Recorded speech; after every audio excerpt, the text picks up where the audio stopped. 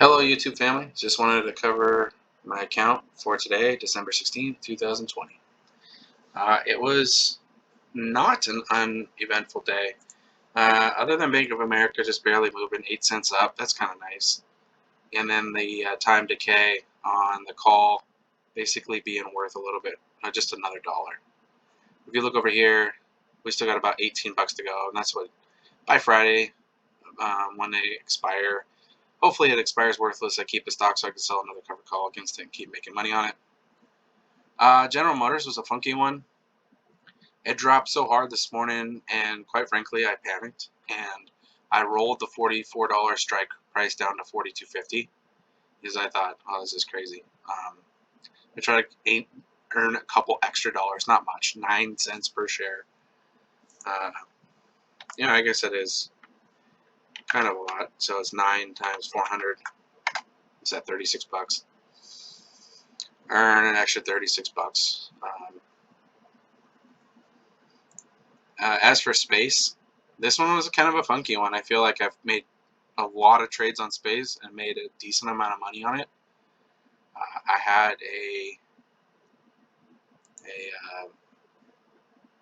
a put, a 26.50 put that I sold for $101 or $1.01 per share.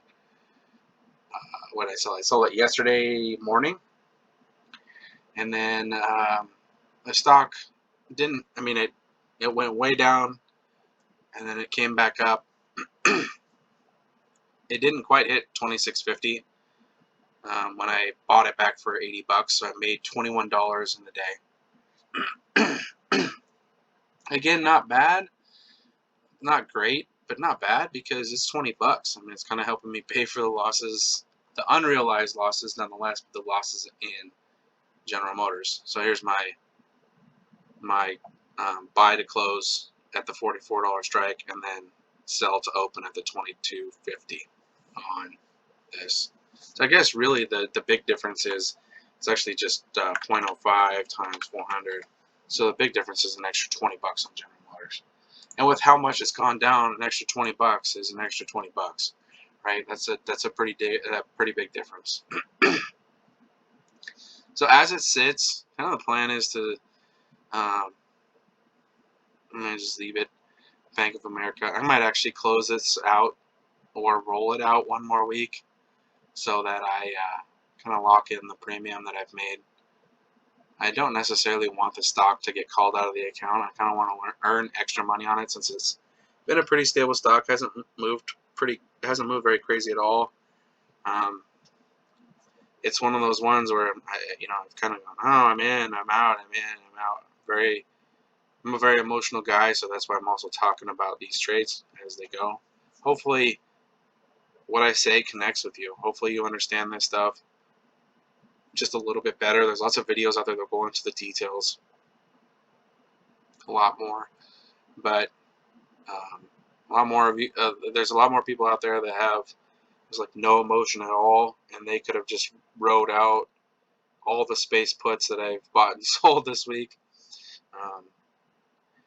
But I think me being a little bit cautious just because I have so much in one stock. This is a classic example of having all your eggs in one basket. Someone said, why don't you just sell all your positions or 300 shares or whatever, 3 lots or however you want to look at it, and keep one and just sell calls against that and then pick a couple other stocks. You kind of, it was painted as a picture of like you're kind of losing out on the opportunity to make money. There is some of that, but you can't beat yourself up on I wish I woulda, oh I shoulda, or maybe if I coulda. Because, I mean, we could do that all day long on every stock. I wish I would have had Amazon when it was only 20 bucks a share. Like, all that stuff. Don't worry about that.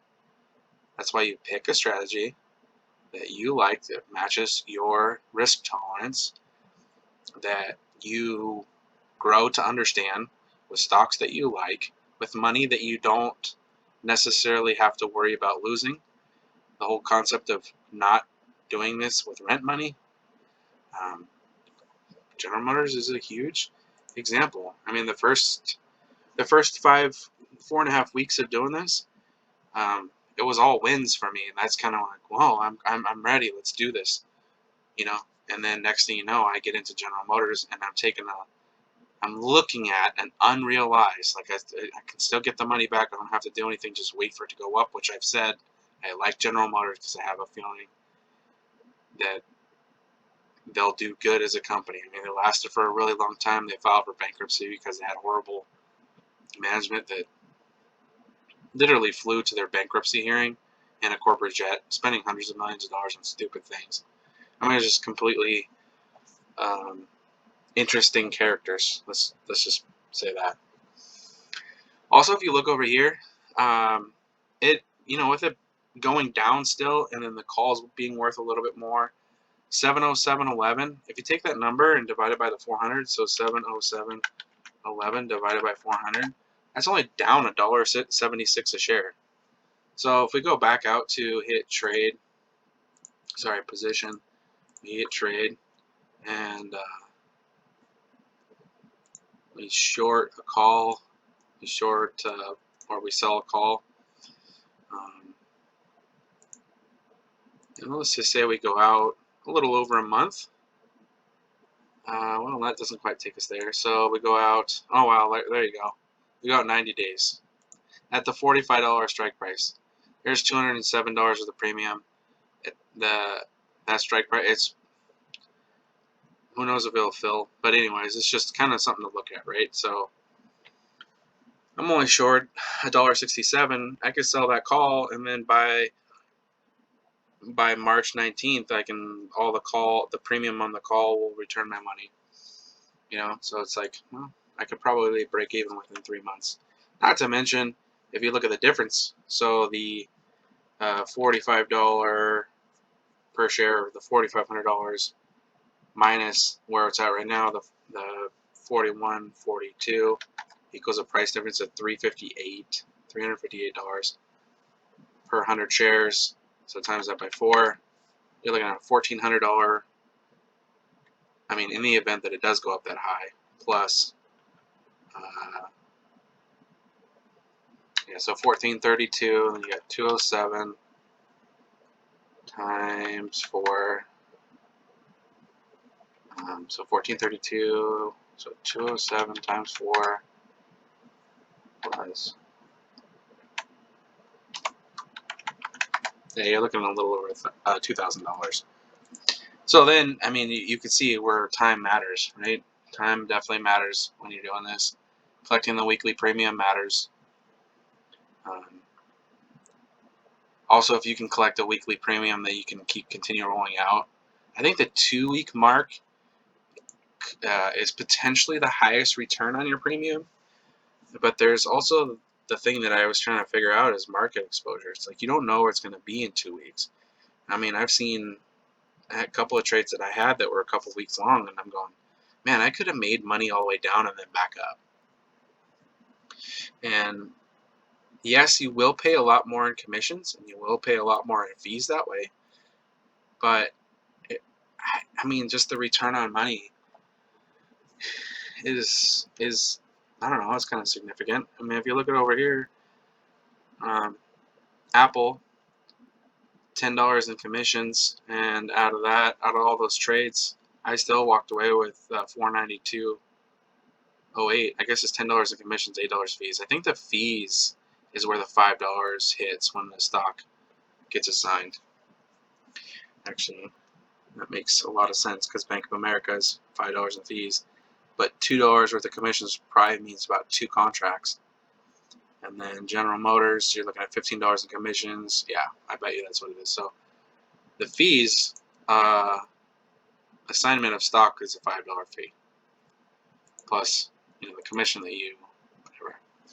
And people will say like, okay, well, that's why Robinhood's better. Well, maybe, maybe it is, but I can tell you that you have a lot more ways to manage these trades on here than you do on Robinhood. I can't tell you how many times I try to buy to close a position that I'm going, oh, this is good. I want it to fill right here, but for whatever reason, it just, I don't know if it's server lag or what kind of lag happens on those. It's not like I was using different stocks over there. This list I actually built my most of the list in my Robinhood account first. So I'm selling the same options. I don't know. Maybe I was doing something wrong on Robinhood. I'm saying it's a bad app. Bad app.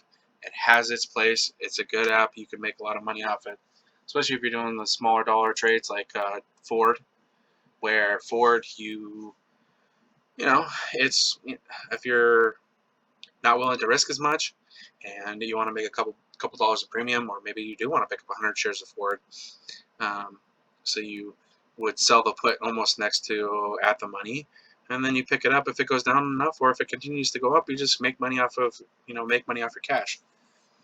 Um, Now I did have a margin account on Robinhood, and all my positions, I was very confused. All my positions were kind of within the standard of not getting a margin call, but maybe they did send me an email. I didn't see the email in time. I definitely woke up to some of my favorite positions being sold because they felt like they were more risky than they wanted them to be. So I was kind of dumbfounded by that, and didn't really get a chance to manage it. Now they are set up; they are required to um, offer some sort of protection against people that don't quite know what they're doing. Even if you feel like you know what you're doing, and in my case, obviously I felt like I knew what I was doing. They disagreed. It's their platform. It's their money. They made a decision.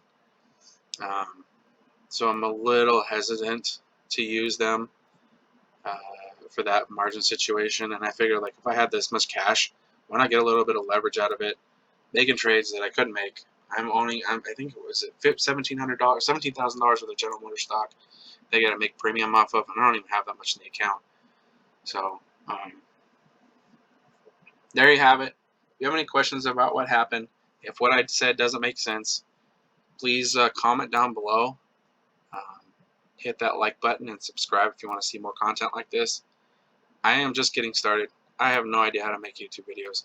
All I know is I watched a lot of options trading videos, and I can honestly say, like, the way they did it, the flashy, the clickbaity, the colors, the everything that draws your attention was amazing, which that's the skill I don't have, but the information was garbage. They were, I mean, the titles of their thing, I'm surprised that they're even allowed to be on YouTube.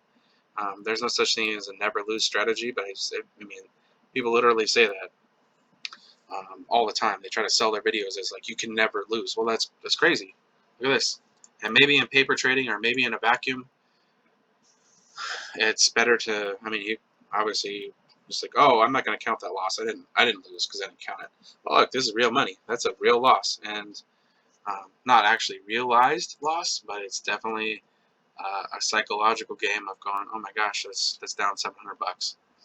Um, but there you go. Again, question down below. Hit the like button. Subscribe if you want to see more. Thank you.